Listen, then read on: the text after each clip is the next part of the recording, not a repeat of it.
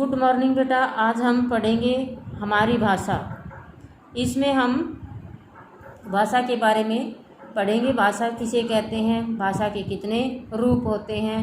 तो इसमें चित्र के माध्यम से दिखाया गया है कि अध्यापिका है वो मौखिक रूप से क्या कर रही है, बच्चों से बात कर रही है और बच्चे उस बात को समझ करके उसका उत्तर दे रहे हैं।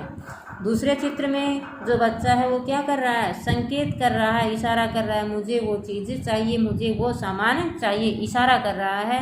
लेकिन माँ है वो समझ भी जाती है और कई बार हम उस बात को समझ भी नहीं पाते। लेकिन भाषा के जो दो रूप रहते हैं, लिखित और मौखिक, उनको हम समझ लेते हैं। लिखा हुआ तो हम पढ़ करके समझते हैं और मौखिक रूप को हमें सुनकर समझ लेते हैं। तो बेटा भाषा की क्या परिभाषा हुई, अपने मन की बात दूसरों तक पहुंचाने और दूसरों के मन की बात खुद समझने का साधन क्या कहलाता है, भाषा कहलाता है।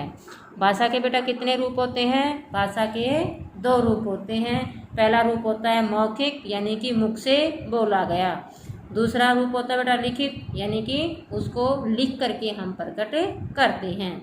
जैसे फ़ोन पर बात करना मौखिक है, टेलीविज़न देखना, भाषण देना, किसी से वैसे मौखिक रूप से बात करना आमने सामने बैठ करके, ये भाषा का मौखिक रूप होता है। लिखित रूप, जब हम अपनी बात को दूसरों को पहुंचाने के लिए उसको लिख करके हम प्रकट करते हैं या उसको अर्थ समझाने के लिए जब हम उसको लिखते हैं तो वो भाषा का लिखित रूप होता है। जैसे पत्र लिखना, पत्र लिख करके अपनी बात को बताना, समाचार पत्र हो गए, ये सब क्या है, भाषा के लिखित रूप हैं।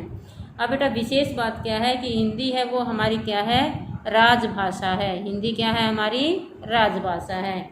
और 14 सितंबर को हम क्या मनाते हैं, हिंदी दिवस। 14 सितंबर को क्या मनाते हैं हम, हिंदी दिवस। भारत के अनेक राज्यों में अलग अलग जो राज्य हैं उनकी अपनी अलग अलग भाषा होती है।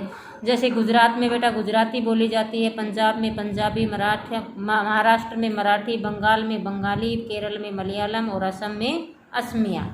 अब बेटा लिपि किसे कहेंगे, यानी कि हर भाषा को लिखने के लिए अलग अलग चिन्ह का प्रयोग होता है और इस चिन्ह को क्या कहेंगे, हमें लिपि कहेंगे। ये अलग अलग भाषाएं हैं, ये इनकी लिपियां हैं। हिंदी, देवनागरी, अंग्रेजी, Roman, Sanskrit, Devanagari, Bengali, Bangla, French, Roman, Punjabi, Gurmukhi, Urdu, फारसी, मराठी, देवनागरी, अरबी, फारसी, नेपाली, देवनागरी। देखो बेटा देवनागरी किस किस की भाषा हो गई, लिपि हो गई, एक तो नेपाली की हो गई, मराठी की हो गई, संस्कृत की हो गई और हिंदी की हो गई। 4 भाषाओं की लिपि है वो देवनागरी है। तो आपको ध्यान रखना है, हिंदी, संस्कृत, मराठी और नेपाली भाषा की लिपि देवनागरी है। ये लिपियाँ आपको याद करनी है, ठीक है बेटा। उसके बाद है बेटा व्याकरण। प्रश्न बन गया, व्याकरण किसे कहते हैं, तो भाषा का प्रत्येक भाषा में अपने नियम और चिन्ह होते हैं। ये चिन्ह और नियमों का निश्चित ढंग से लिखने व समझने के लिए व्याकरण का ज्ञान होना बहुत जरूरी है। तो व्याकरण के द्वारा हमें भाषा का शुद्ध ज्ञान का रूप होता है। व्याकरण हमें भाषा के शुद्ध रूप का ज्ञान कराता है।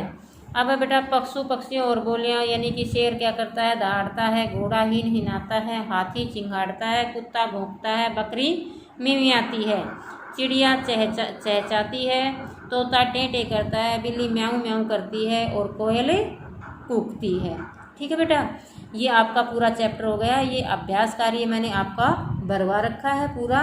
तो ये आपको अपने कल के लिए ये रिवीजन करना है पूरे पाठ का। आपको ये प्रश्न याद करने हैं, पाठ को पूरे को पढ़ना है, ठीक है बेटा। और अपने रफ नोटबुक में ये सारे प्रश्न आपको लिख के देखने हैं।